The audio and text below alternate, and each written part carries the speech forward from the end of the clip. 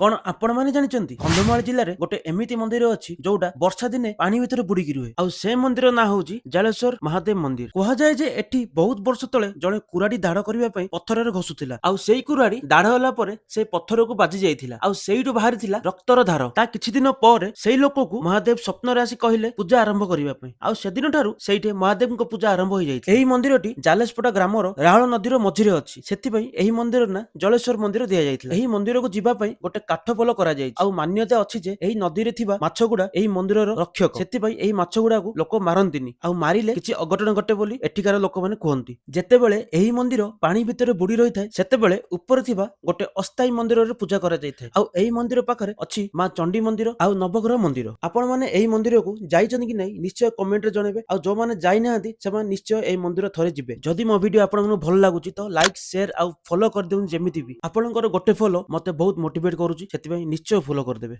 रहिली जय बाबा जलेश्वर।